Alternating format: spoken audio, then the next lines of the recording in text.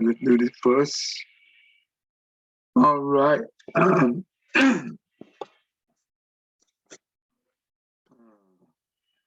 Vincent, go ahead. Namo Fundamental Teacher Shakyamuni Buddha. Namo Fundamental Teacher Shakyamuni Buddha. Namo Fundamental Teacher Shakyamuni Buddha.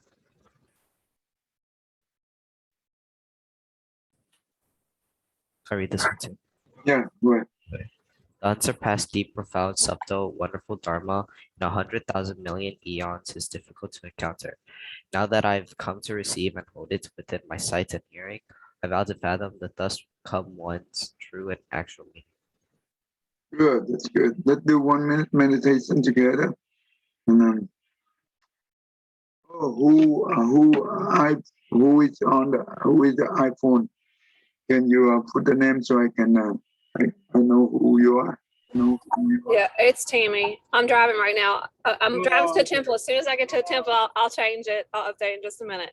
Okay, no problem, no problem. As long as I know who it is, that's okay. That's okay. Be careful when you're driving. Okay. All right. Let's do 1 minute meditation.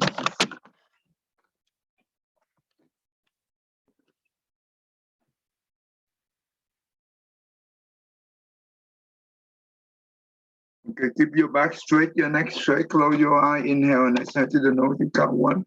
Inhale and exhale to the nose, you count 2 and keep going. If you see your monkey mind, don't play with them. Okay. 1, 2, 3.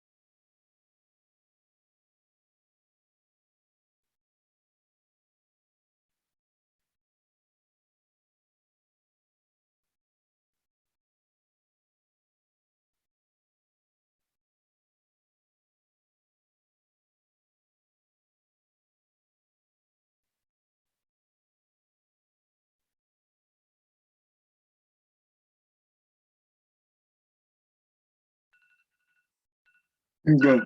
All right.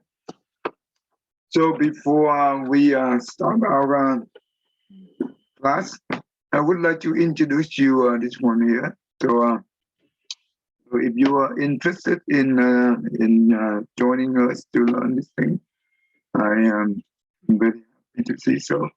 Okay, let's do this. Okay.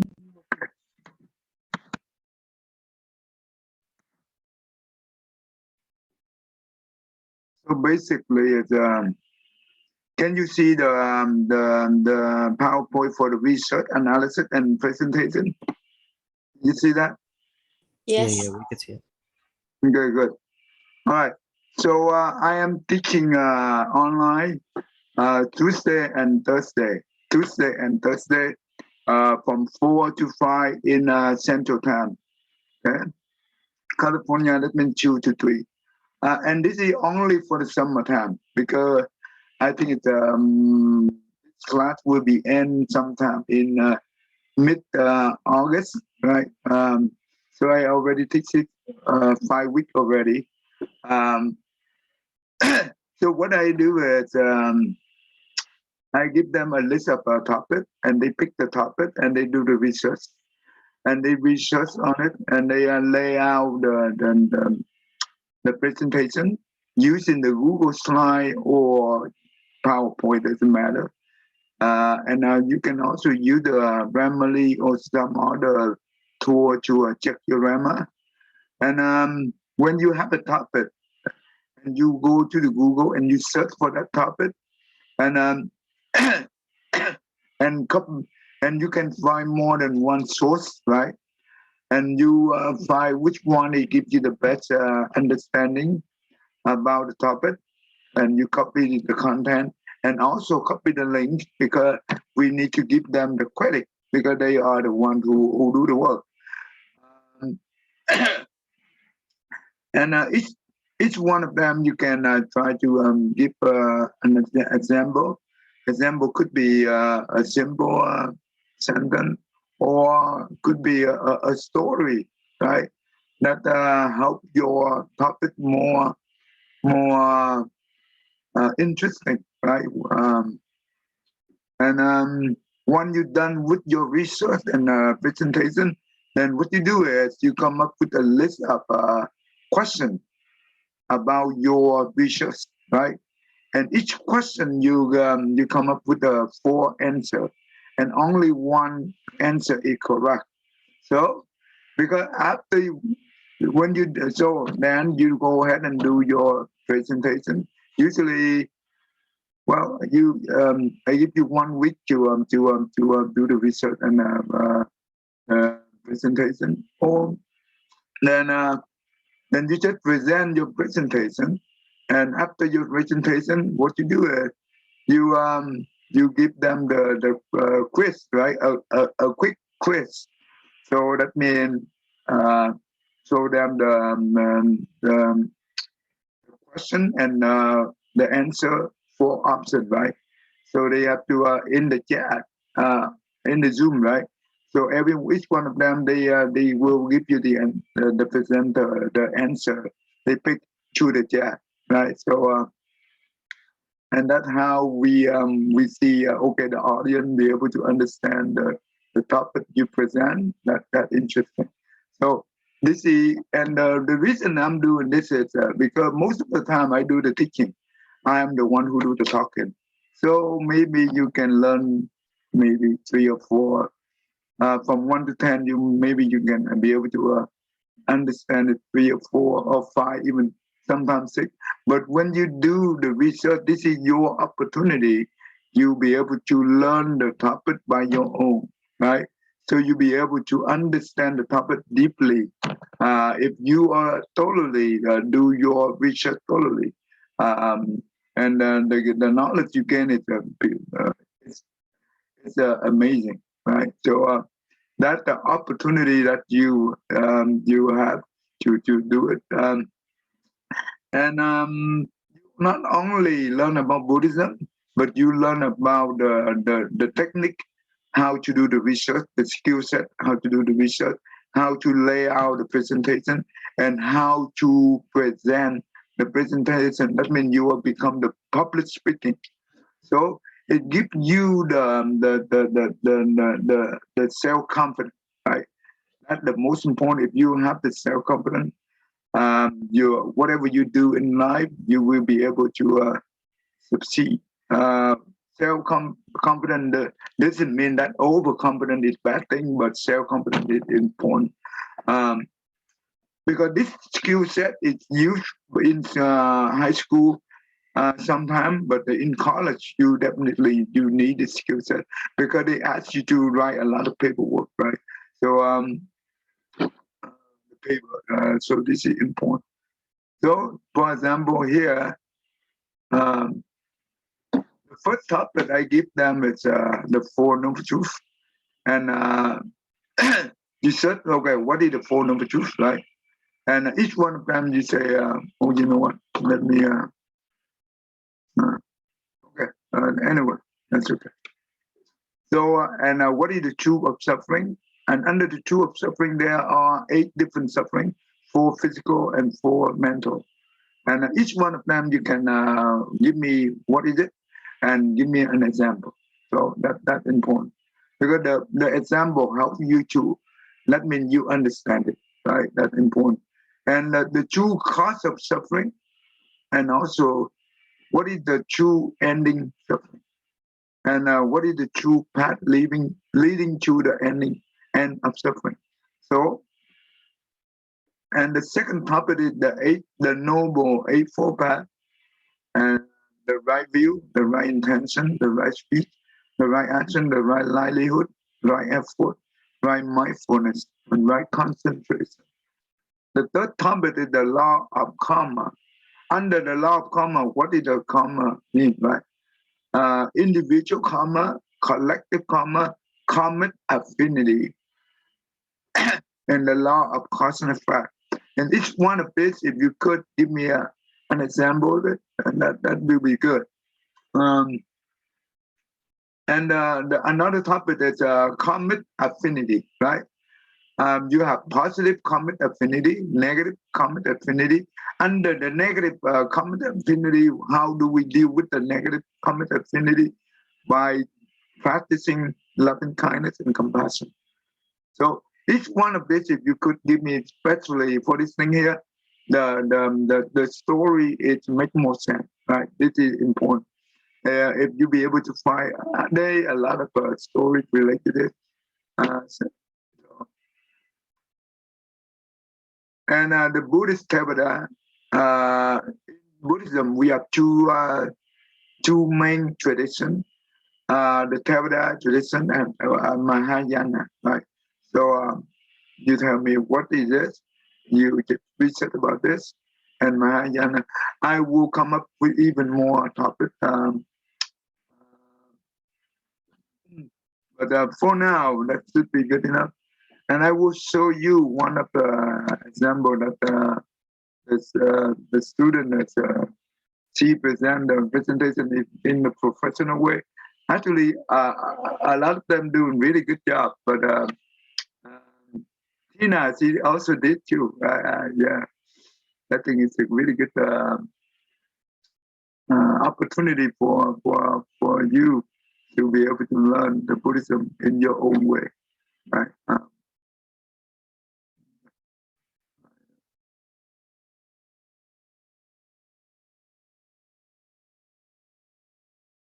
Let's do this. I just show you quickly. Okay.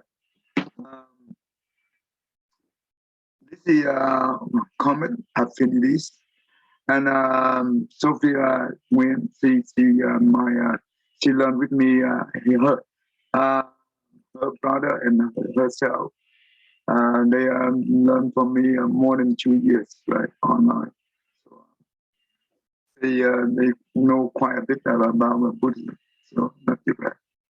And the way she defined positive common affinity, right?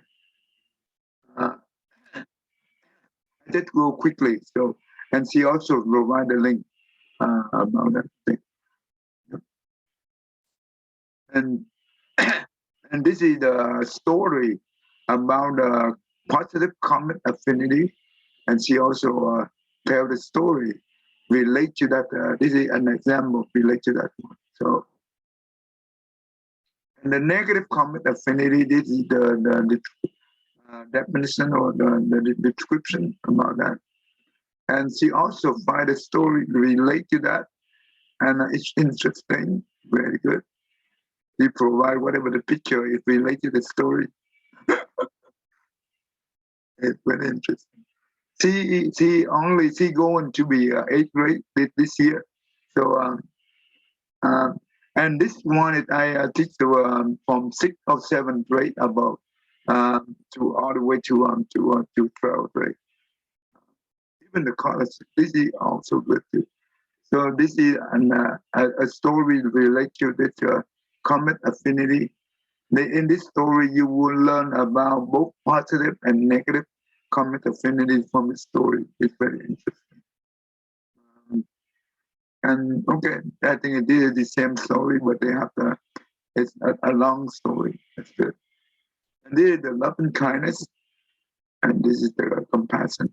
And she give the love and kindness story about the love and kindness and compassion. She also give the story about compassion. And she come up with a quiz. So each question have 4 options, right? Only one correct. So basically, that's what she did. And they did really good job. They at the beginning, I think it's normal. We scared, right? To stand up in front of everyone. But in a Zoom, it's not too bad. I also teach this thing at the temple, Monday and Wednesday from 4 to 6. So they also do it at the temple. So this is basically that what I teach them. And they really love it. They say that this is, I asked them for the feedback, and they say that they love this kind of technique that I provide to them because they be able to learn more from themselves. That's important. Okay. So, Jaden, Jaden, uh, Jaden, Thomas, Vincent, Ivan, do you want to try that? Okay. You want to pick a topic? Then you can join my Tuesday and Thursday class. Your time is 2 to 3. Okay, and I will just text me your email to the chat, so I just make sure. I have your mom phone anyway, and if you want, text me your email. I can send to you. What about Thomas and Vincent?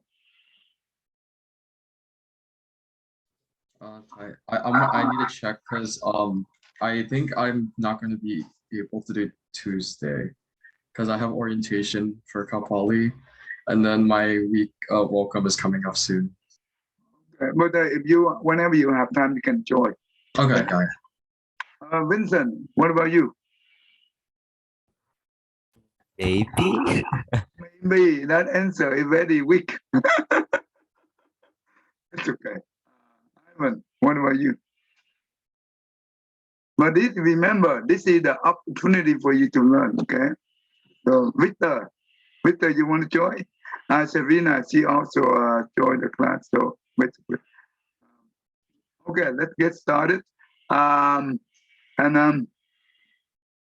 Okay, before we started, Jaden, go ahead and pick the topic and you take a snapshot. Okay, take a picture. Then before I start the class, so to make sure that otherwise at the end I forget. I want to forget. Okay, okay, tell me which one you want.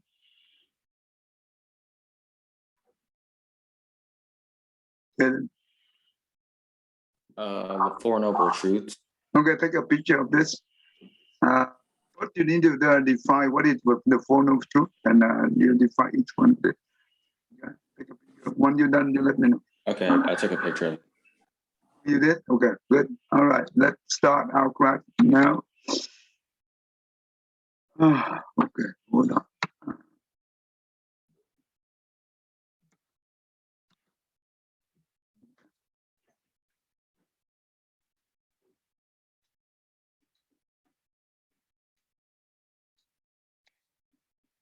So last time we learned about mind reading. No, I think it's mind reading already. We also learned about the truth statement already. So now we move on to the emotional reasoning. Okay. Let's see. Vincent, go ahead, Vincent. Emotional reasoning is the false belief that your emotions are the truth. That the way you feel about a situation is reliable indicator of reality. While it's important to listen to validate and express emotion, it's equally important to judge reality based on rational evidence. Researchers have found trusted sources that emotional reasoning is a common cognitive distortion. It's a pattern of thinking that used by people with and without anxiety or depression. Okay, go ahead and do number one. Okay. Example one. You might be walking down the street and think, I feel anxious, so I know something dangerous is going to happen. Or I feel so depressed, this must be the worst place to work in. Okay, go ahead and tell me what you just read. Wait, what? Okay, explain to me what you understand. Um,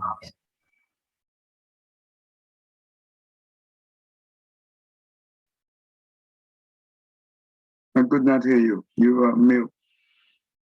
yeah, I'm thinking for a little bit.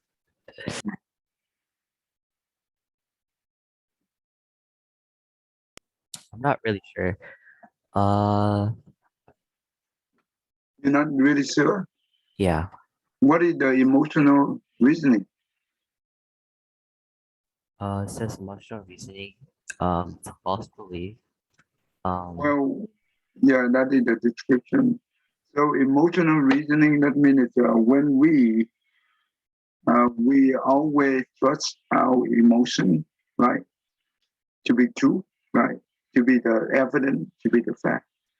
Is that Oh a yeah. good thing? Is that a good thing to base on that thing to be evident, to be the fact, to be true? No.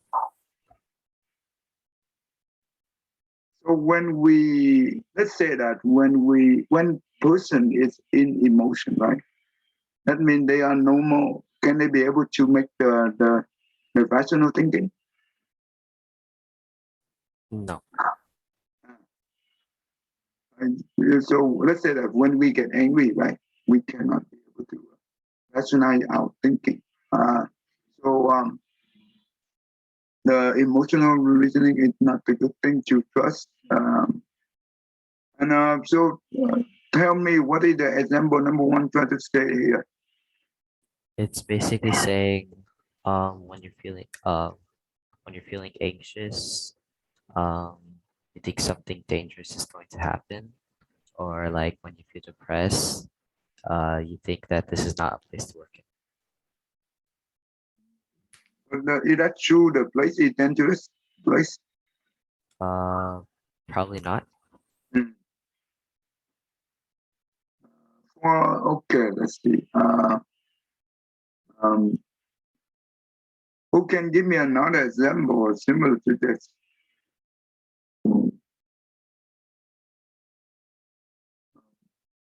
Jaden, what do you think? Yeah, I'm not sure. To me, there's really not much information for me.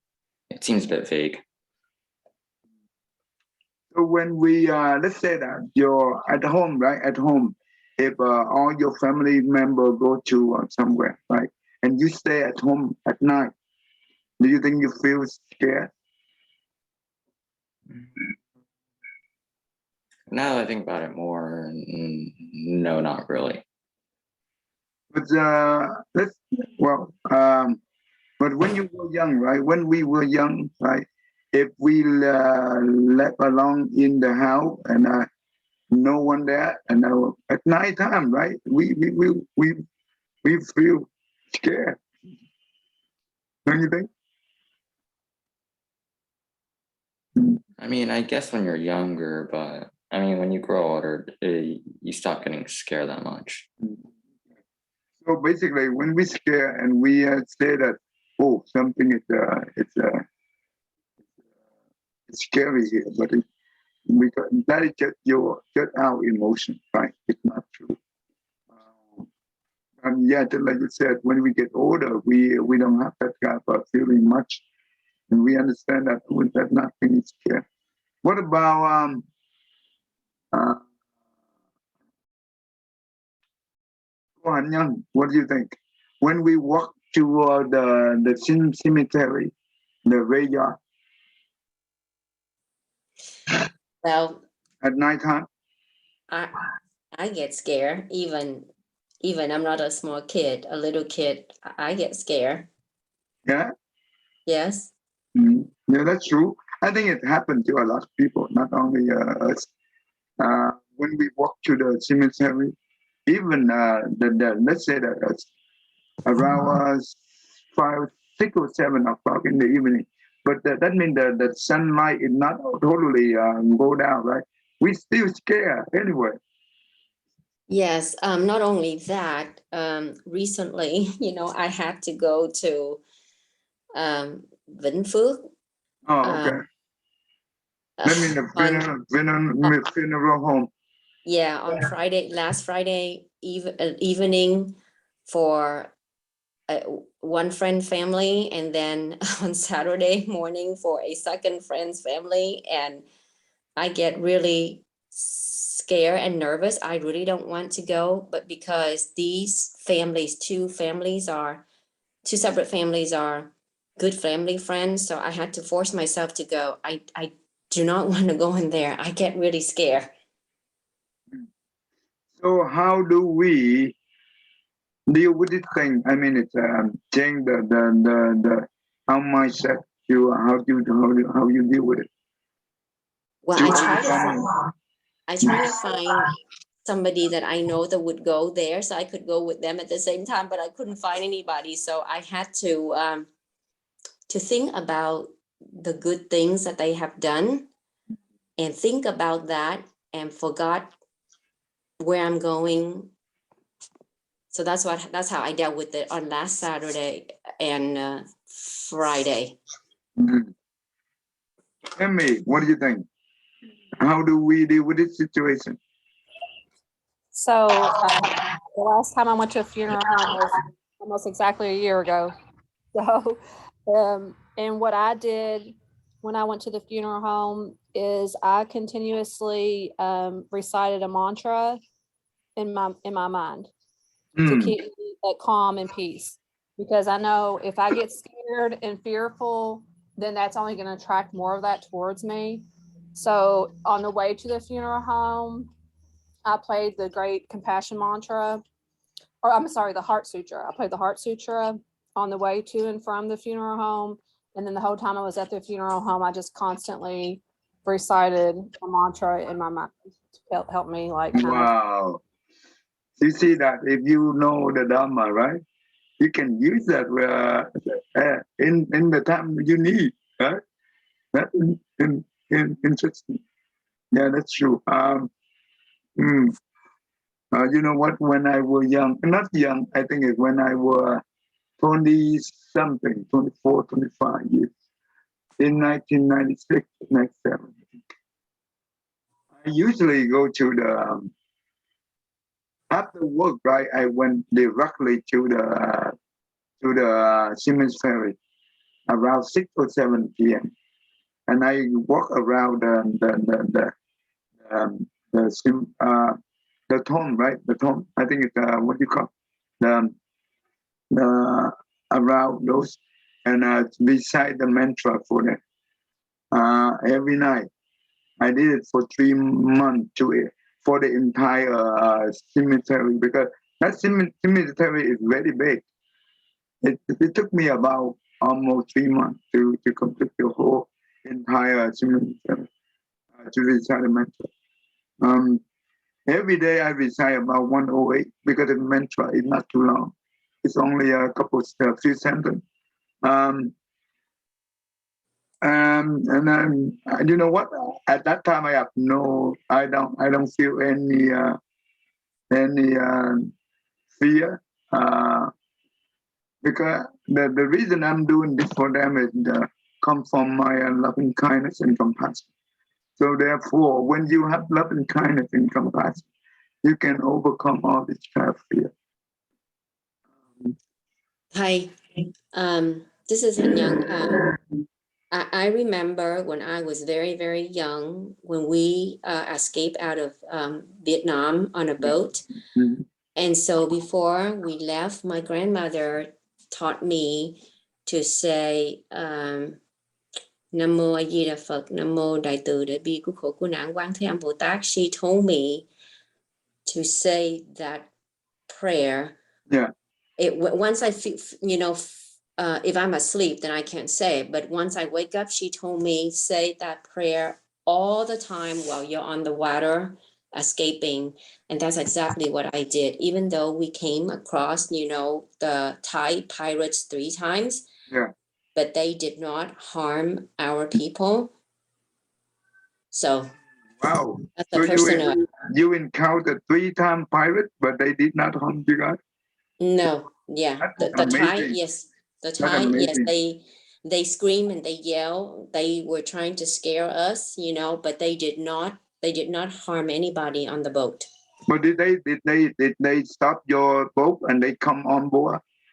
Oh yes, not only that, they ran their boat into ours. Oh. But my grandmother, so going back to religion, my grandmother told me the minute you wake up, okay, make sure you say these prayers for the entire time, okay? And then don't stop saying. So that's what I did. I did quietly. Yeah, that's right. She said that one yin for Bodhisattva or Avalokiteshvara, great compassion Bodhisattva. When you say Namo Avalokiteshvara, tell me, you know that, right? That Bodhisattva, the white Yes, sun. yes, of course, but I'm not familiar with those words. When you recite her name, whenever we encounter the dangerous situation, you just recite her name because that is her vow, right? That is that Bodhisattva vow. They call the hearing the worldly sound, and based on what that means, she always contemplates on the worldly sound from the suffering, and she will respond instantly to rescue us. That is the Bodhisattva vow. And that's why in Chinese and Vietnamese tradition, we always recite those that Bodhisattva vow all the time when we are on the trip, like escape the boat people. We always did, and a lot of wonderful things happen. You remember in the Dhamma Cloud Sutra, the chapter 25. This is exactly talking about this Bodhisattva. So Phật Bà Quán Thế Âm Bồ Tát is the Buddha that you're talking about now in English? No, the English name is called Avalokiteshvara. Let me put that here. And the Chinese is called Wan Su Yin. Right? And you know, while on going that trip, while on the boat, you know, we were floating, you know, in the ocean. I saw with my own eyes a female sitting on a float with a hat on, but she's all, you know, with sunburn, and she's already obviously dead. Oh, you mean you saw the lady sit on the head of the boat? No, on a float. You know, our boat was floating in the middle of the ocean. Right. After the first time that the Thai pirate took off, so we were just floating because we were having engine problem, and the boat was just floating in the ocean. And I saw a float, like a tire float, a round tire float. Okay. There was a lady sitting on the float with a hat on her head, but she's already, you know, she's already dead, and she had sunburn. She already dead? Yes. Mm. And so when I saw that, you know, I remember my grandmother kept telling me, remember, always say the prayer when you're awake. When you're asleep, you can't say it, but as soon as you're awake, remember, continue to say that until you reach land. And once you reach land, don't forget to thank her. So this is the English name, the Avalokiteshvara Bodhisattva. In the Vietnamese name, Quán Thế Âm Bồ Tát.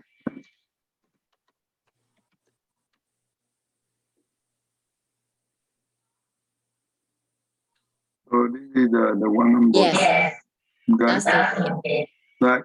In the Chinese name, it's called Wan Yin. Sa, that means Bodhisattva. Okay. And in Tibet, they call Tara.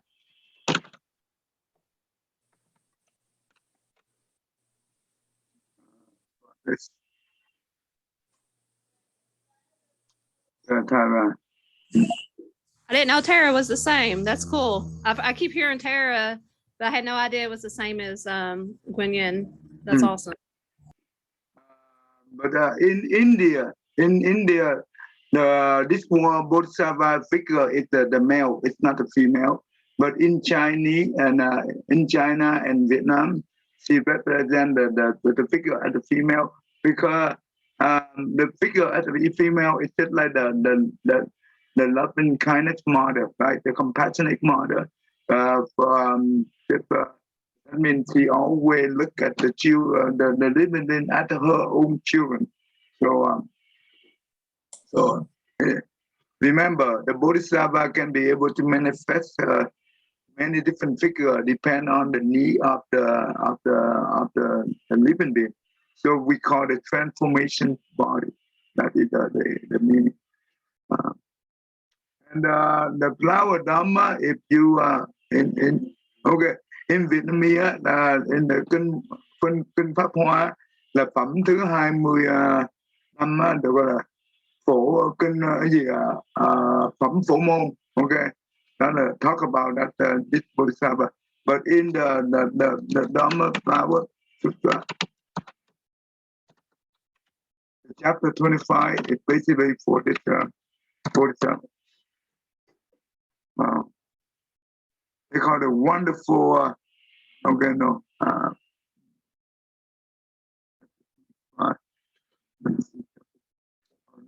don't want that. I don't want a picture. I go to the Google.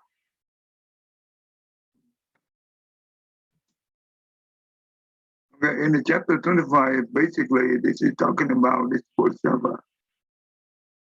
We call the universal door of the one yin Bodhisattva. Sometimes in English, they also use the one yin instead of Avalokitara. This is the Bodhisattva who contemplates the sound of the world. That means the sufferer, whoever encountered in the dangerous situation, just recite her name, and she will be there instantly, because that is her vow, right? So that's why we call this Bodhisattva as the most compassionate Bodhisattva. And you can go to the YouTube. You can find out this Bodhisattva on the YouTube. Many different mantra related to this Bodhisattva, like the Great Compassion mantra, the Om Mani Padme Hum, that is also related to this Bodhisattva. That's the one I recite. That's the one the master gave me to recite. So when I went to the funeral home, that's the one I always, whenever I get freaked out. I taught my kids that too. If they get scared, this is what you say. And they're wow, okay. Worked, right? It worked perfectly. So yeah, the reason we when we encounter the situation that we feel that something is not safe, right? It's just the emotion, right? That is the emotion. It triggers our emotion, and we make it real because the emotion now become the emotional reasoning, right? That means we even though the situation is not real, but we reasoning it, and it becomes real. That's why the Buddha said that all phenomena in this world, right, it's illusion. They are not real. But even our own body, right, it's not real, but we attach to it. Remember the 5 aggregate or 5 skandha. That means the physical form and the mental form. They are impermanent, but we do not see it impermanent. Right? We do not see it impermanent. Because we do not realize this body is impermanent.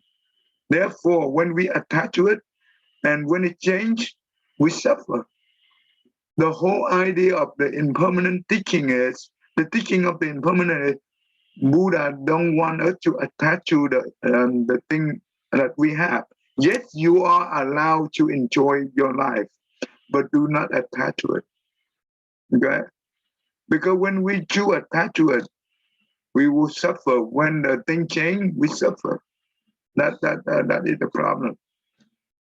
So, but when we do not attach to it, yes, when things change, we realize that okay, that is impermanent. and we understand that it's impermanent. Yeah, maybe we feel sad a little bit, but not too much of it. Okay, then we move on. That is the beauty teaching of the Buddha. So, and not only, so in the Buddhism, we have 4 seals. I want to show you this. Oh, I want to give this topic for the research as well. This is important. In the Buddhism, we have 4 Buddhism, right? Buddhism, 4 Dharma seals. Yeah, 4 Dharma seals. The first one is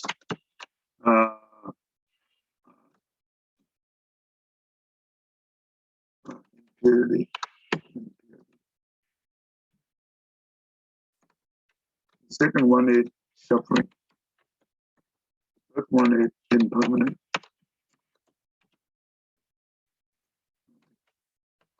Fourth one is no self. So what does this mean? This means that you can see this, right? Can you see my notepad? Yes. Yeah. Yeah. The whole idea of the Buddha teaching this thing here is, if any kind of teaching do not belong to one of these 4, that is not the Buddha teaching. So when you understand this concept, you'll be able to distinguish whenever you read whatever the scripture is from other religion or whatever, and you need to determine, okay, this is the Buddha teaching or not. But you need to do it based on this one of these 4. Then you know this is the true teaching or not. Okay, so that's important. The impurity, that means the Buddhist teachers remember the 4 foundation of the foundation of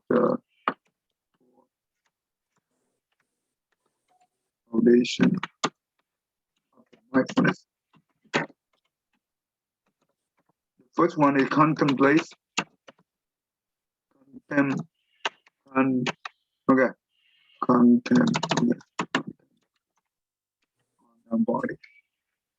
on the body. The second one is contemplate on feeling.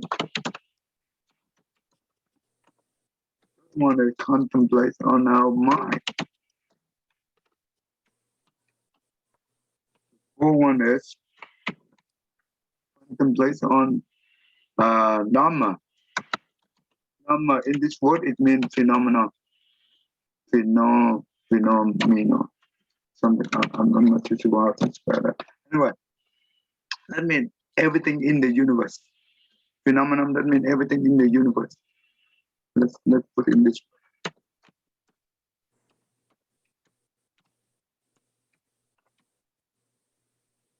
In the universe. Huh. Did I put it correctly?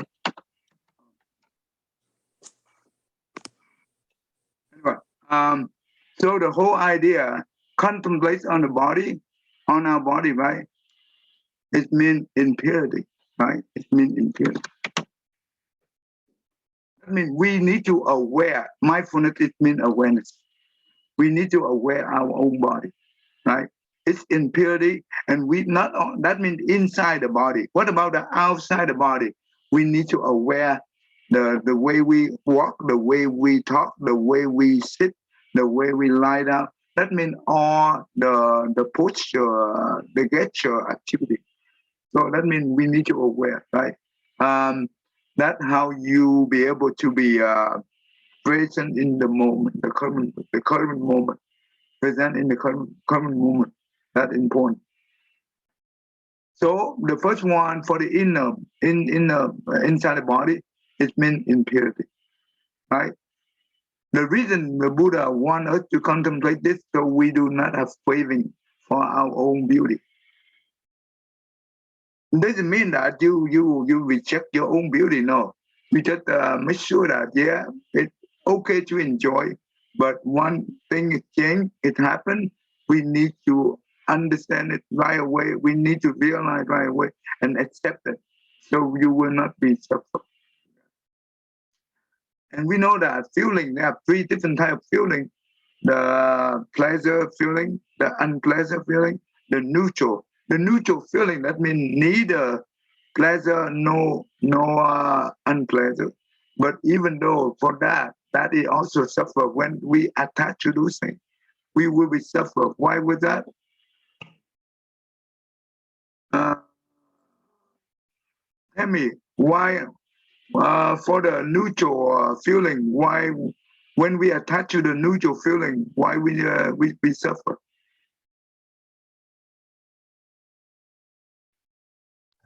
When we attach to the neutral feeling, because we're almost never in a neutral state of being. So you're always going to be suffering because normally we're either, usually we're swinging between unpleasant and pleasant. So being neutral and clinging to being the neutral mind state it's not, you're going to be in suffering because you're very rarely going to be at that point. Because neutral in this term, that means you have no motivation. Okay, right. That's why it's suffer. You numb yourself. Okay, that's why feel. Okay, the body, the result of this thing is impurity. The result of this thing is suffering. The result of this thing is impermanent. Right?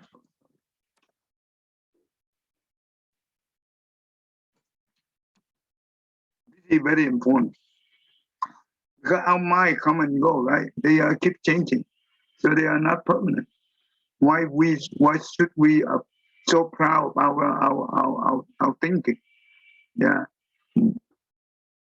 So so it's impermanent. It's come and go. So do not attach to those things. What about the Dharma or the phenomenon?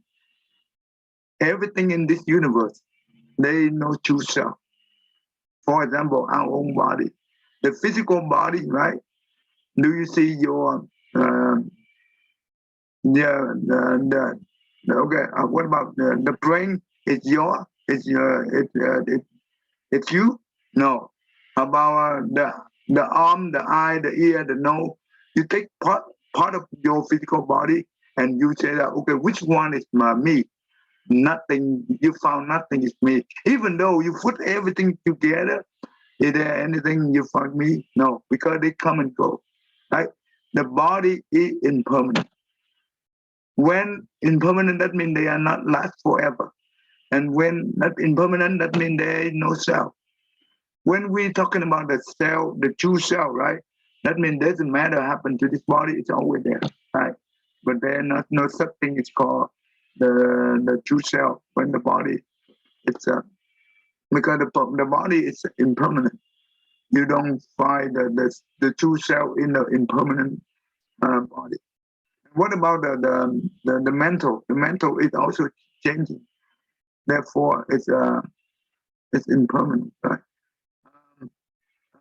Impermanent. Therefore, you don't find any true self. The mental contain what? The feeling, the perception. That means the thinking, the mental formation, and the concept. The concept that means the eight concept, the Adanya concept. So which one is define the cell of you? No. Let's say your name is John, right? So which one in this physical body or mental is John? John is given by our parents. It's not, it's just a label. So what about the table, right? The table is, it come from where? It come from tree, right? And tree, you know what?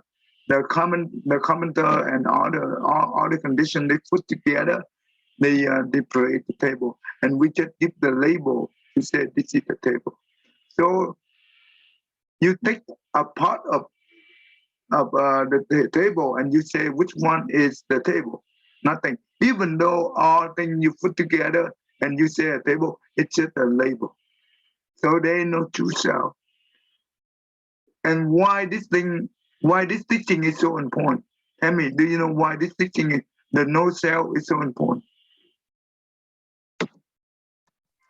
So we release the ego. So we're not trying to, if you, the more you attach to yourself, the bigger your ego is going to get. And the more you're going to have, less you're going to have compassion for others.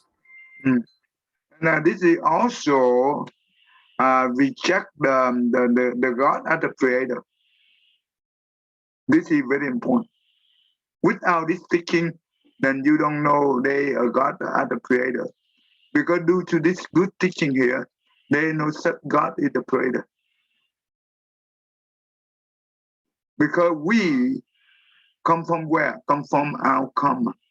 And the karma, what is that? That's why I give the presentation, the topic about the presentation, the law of karma, right? The karma, that means the action of the mind, the mind and the body. That define us, that create our own body, our own mental. And not only the body and the mental, it also create the environment that we are living due to our good karma or bad karma, or combination of the two, right? So that's important. And the karma, we also have the individual karma. That means the individual. That means a single. Each one of us have the individual karma, like our own karma. And the collective karma. That means the collect of individual karma. They become the collective karma. For example, in the family, right? You have 5 members. Each member in the family, it have its own individual karma, and the collective karma of the family. That means the collect of 5 individual karma. They make up the collective karma. That's why you see in this world here, for the disaster, right? The hurricane or whatever the disaster, they happen on the specific area, not on the area. Why was that? Because the collective karma for those areas is not a good one, right? So that's how we distinguish. And also, you look at the collective karma. It's you see in a lot of countries like U.S. and other Western countries, we are the highly developed country. And what about the Africa country? They are undeveloped country. This is not, we are talking about, this is not for the discrimination, no. I just want to give you to explain to you so you understand. The collective karma for those countries is bad compared to the collective karma to our country. Our country is better. The collective of, that means collective karma, that means collective of the individual karma of those people in that country. That means when you have identical karma, right, you come together. That's important. So that attract, right? The law of attraction like that too. That makes sense to you, Han Nhung? Go on. Dạ thầy. So this is important. So they know God as the creator. No one prayers except for our own karma. Prayers. So that's fair. So when we pray good karma, we get the reward. Now who rewards? Our own karma. Our good karma rewards. When we pray the bad karma, who will punish us? Our bad karma punish us. There is no such thing. God reward you or God punish you. If God doing that, I think He will be biased. So thầy, that's different from the teaching of Christianity, because Christianity, they say God is a creator. Not only the Christianity, most of other religion, they believe in God as a creator, and that's why the Buddha teaching this principle to reject those principles, those doctrine. Okay. So that's important. So when you learn about the law of karma, and you will see it's beautiful. For example, I give you one very quick story. there were the Indonesia. I don't know. Did you heard this story before or not? Indonesia airline, right? And there were a group of the government worker. They are always using this airline for the business trip. And there is the one the finance minister, finance minister with his own people. They always using this airline for the business trip. And you know what? This finance minister always got to the airport around 2 o'clock in the morning, but the actual flight is about 6 o'clock in the morning. 6 o'clock, I think. And on that day, you know what? Usually when he go, he have about 20 people with him, right? For the business trip, I guess. And on that specific day, he was stuck in the traffic for many hours. And by the time he got to the airport, it's 6:05 or 6:10 already. And the airplane already took off 5 or 10 minutes before he got there, right? So he missed the flight. And on the airplane, it's about 299 people on board. And you know what? After they took off for 15 minutes, and the plane is crashed, and they fell into the ocean, and all 299 people on board died. Wow.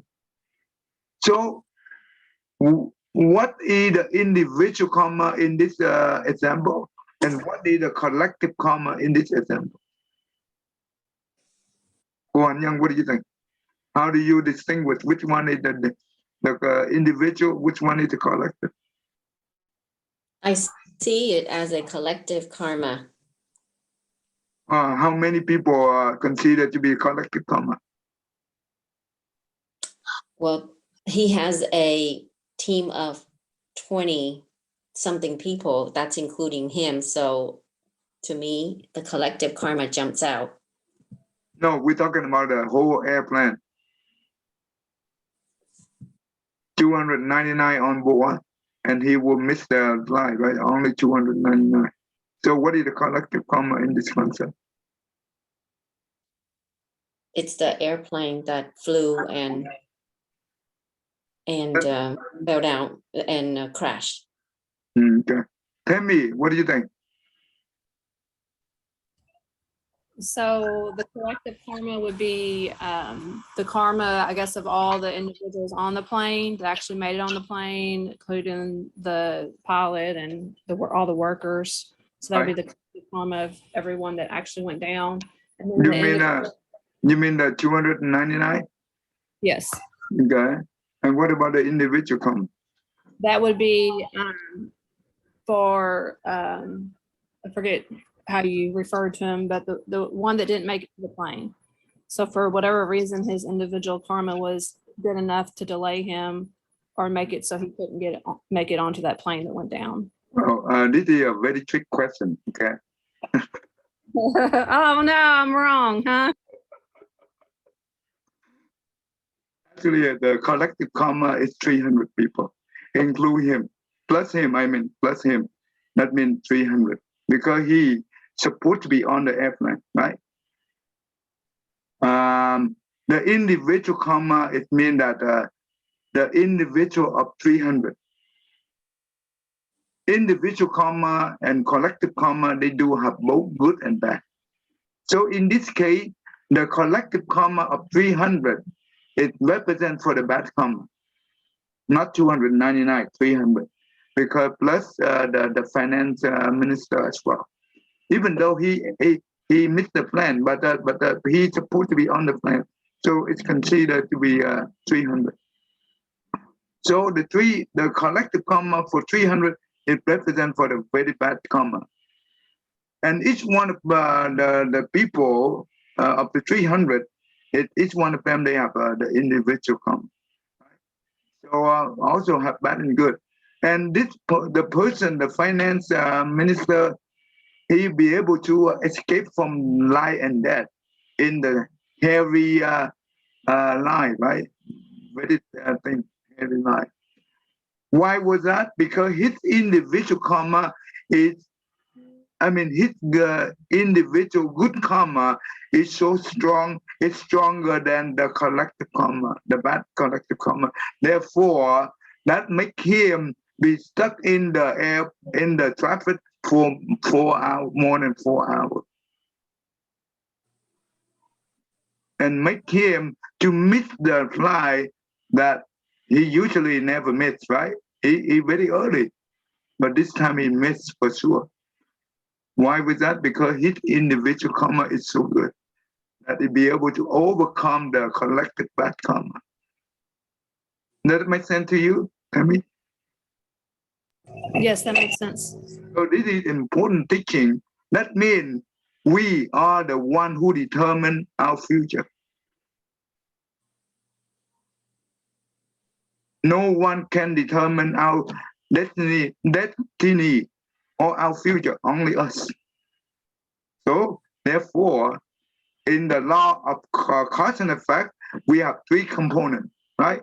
The cause, the condition, and the effect. The cause has been something we already done. We cannot change that, either good or bad. But the condition, that means we are the one who doing right now. Either good or bad, you are doing. You can change the condition, and you can have the cause plus the condition will produce the effect. Okay, so that means in this lifetime, maybe he pray a very good condition. Therefore, the cause plus the bad cause plus the good condition give him a good okay effect. Does that make sense? So the law of karma play well with the law of cause and effect very well. So if you understand this concept, the law of cause and effect is 3 components. It's different from the law of cause and effect from many other religions. Because many other religions, they only understand the cause and the effect, but they don't know about the condition component, which is the most important. So that means other religion, they understand that whatever the cause you did, if you did the bad thing, right, you will definitely have the bad result. That is not the case in Buddhism. Buddha don't accept that thing. There's no such thing as fixed in Buddhism. Because our mind is very, it's changing quickly, very quick, right? So things could be changed as well. Okay? I hope cô Hạnh Nhân, you understand so far, right? Dạ thầy. I think this is very important principle, so we need to understand correctly. Then that means we always have hope, right? Therefore, the Buddha said that even the most evil person can become a good person. Like in the world, when the Buddha in the world, right? There was the killer. His name is called Angulimala. Tell me, you know about this story? I probably do. I don't recall it by the name though. I'd have to hear a little bit of the story. Okay, let me show you the name, so you can search that on the Google. You can learn about him. That's what they call it. Yeah, this is the name. He's the killer. Okay, and you know what? And because he learned from the bad teacher, and the bad teacher was jealous to his talent, and therefore teach him the wrong way, right? And say that if you want to attend the enlightenment, you have to cut a finger of each person. If you be able to cut 1,000 fingers, that means 1,000 people, you will enlighten. Well, and when the Buddha saw that, that means he need one more finger. And the Buddha saw that he going to kill his mom, because when the person becomes very extreme, he cannot be able to distinguish who is the loved one, who is not the loved one anyway. The Buddha said that if he killed his mom, he definitely will be stuck in the hell for a long time. And what the Buddha come out from his compassion, and therefore he come there and he be able to help him and teach him, and he abandoned the killing, and he practiced the Buddha teaching. He became the Arhat, the sickly one. You see, the killer can become the sickly one. Then that means only the Buddha can teach that. So that means, yes, he create a lot of bad cause, but you know what? When he learned the Buddha teaching, he about to change, create the good condition.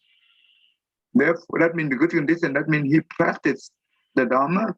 He be able to attend the Arhat. That means the good effect. This is important. Many things that okay. I think we are over too much. I think I don't want to take your time too much. Let's stop right here. Okay, before I stop, anyone have any questions so far?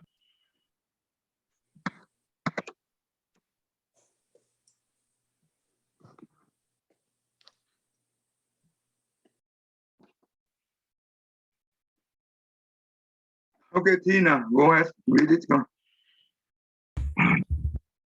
May every living being amend us morning radiant with light, shaded roots of peace with heart of goodness luminous and bright.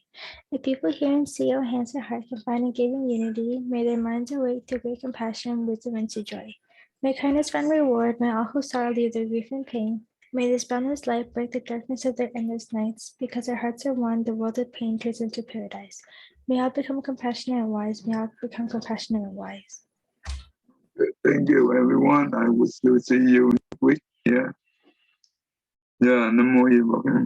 Nam mô Di Đà Phật. Cảm ơn thầy. Cảm ơn thầy. Cảm ơn thầy. Thầy, I have a quick question. Yeah. Wait, I have to tell you something.